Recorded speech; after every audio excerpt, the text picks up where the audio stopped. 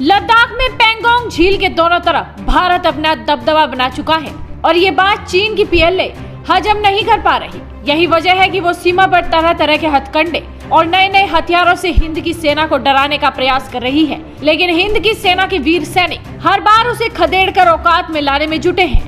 दूसरी तरफ चीनी मीडिया भी लगातार भारत के प्रति आक्रामक बनी हुई है। चीन का सरकारी अखबार ग्लोबल टाइम्स लगातार भारत को धमकी देने में जुटा है। हालांकि इस बार चीन के सरकारी अखबार ग्लोबल टाइम्स को धमकी देना भारी पड़ गया, क्योंकि भारतीय जनता ने चीन को याद दिला दिया कि पेंगोंग झील भूल जाओ, तुम याद रखो कि भारतीय सेना कैसे तुम्हारे छक्के छुड़ा रही है। दरअसल ग्लोबल टाइम्स के संपादक हू शिजिन ने भारतीय सेना को ठंड में जंग लड़ने की मुश्किलों को लेकर धमकी दी थी। हू शिजिन ने कहा कि अगर भारतीय सैनिक पेंगोंग झील के दक्षिण तट से नहीं हटते हैं तो चीनी सेना पूरे ठंड के मौसम तक उनके साथ मुकाबला करती रहेगी। उन्होंने ये भी कहा कि भारतीय सैनिकों का संचालन तंत्र बहुत खराब है। कई भारतीय सैनिक या तो ठंड से मर जाएंगे या फिर कोरोना वायरस से, और अगर युद्ध होता है तो भारतीय सेना को तेजी से हराया जा सकेगा। शिजिन के इतना बोलते ही भारतीय जनता ने उन्हें ट्रोल करना शुरू कर दिया और सियाचिन को लेकर भी उनसे कड़े सवाल पूछ लिए। भारतीय यूजर्स ने शिजिन की जमकर क्लास ली।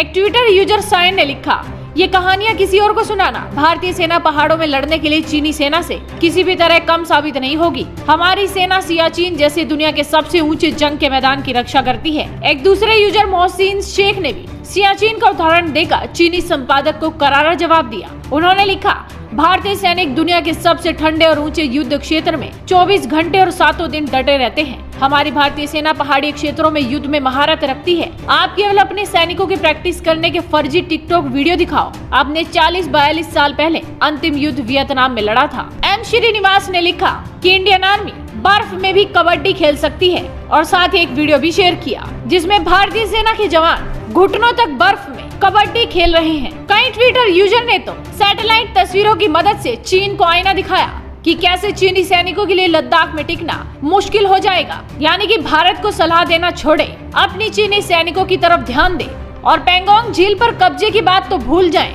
और ये याद रखें कि भारतीय सेना सियाचिन जैसी मुश्किल जगहों पर कैसे देश की रक्षा कर रही है। ऐसे में चीन को समझ जाना चाहिए कि भारतीय सेना हो या फिर भारतीय जनता, दोनों ही चीन को मुंह तोड़ जवाब देना जानती है। इस वीडियो को शेयर कीजिए, साथ ही आपके अपने चैनल हेडलाइंस इंडिया को सब्सक्राइब कीजिए।